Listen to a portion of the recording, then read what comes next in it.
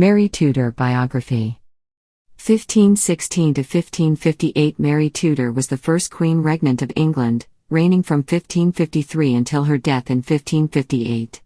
She is best known for her religious persecutions of Protestants and the executions of over 300 subjects. Who was Mary Tudor?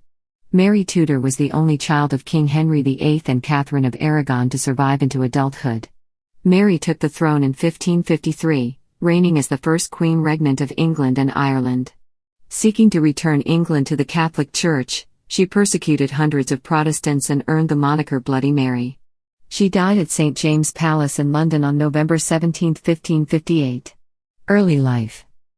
Mary Tudor was born on February 18, 1516, at the Palace of Placentia in Greenwich, England.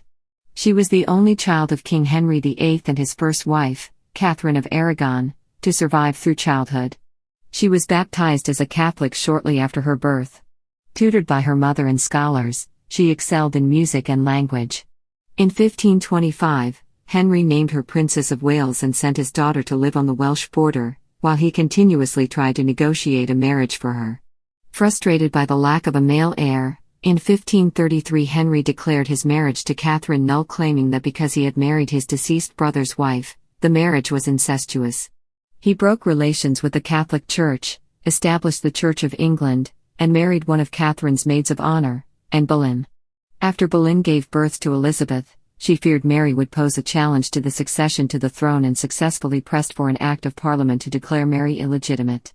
This placed the princess outside the succession to the throne and forced her to be the lady-in-waiting to her half-sister, Elizabeth. Henry had the scheming Boleyn beheaded in 1536 for treason and married his third wife, Jane Seymour, who finally gave him a son, Edward. Seymour insisted that the king make amends with his daughters, but he would only do so if Mary acknowledged him as head of the Church of England and admit the illegality of his marriage to her mother, Catherine. Under duress, she agreed, and although Mary did re-enter the royal court, her religious beliefs made her a lightning rod for conflict. This tension continued through the short reign of Mary's half-brother, Edward VI, who died in 1553 at the age of 15. Accession and reign. After Edward's death, Mary challenged and successfully deposed the new queen, Lady Jane Grey, the granddaughter of Henry's younger sister, who was placed on the throne in a secret agreement by Edward and his advisors. Mary took the throne as the first Queen Regnant and reinstated her parents' marriage. At first, she acknowledged the religious dualism of her country, but she desperately wanted to convert England back to Catholicism.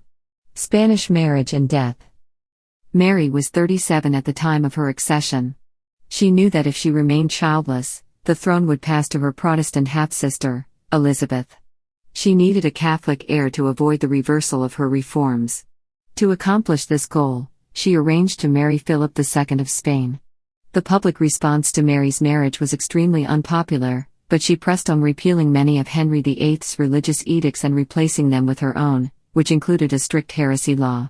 The enforcement of this law resulted in the burning of over 300 Protestants as heretics. Mary's religious persecutions made her extremely unpopular and earned her the nickname Bloody Mary.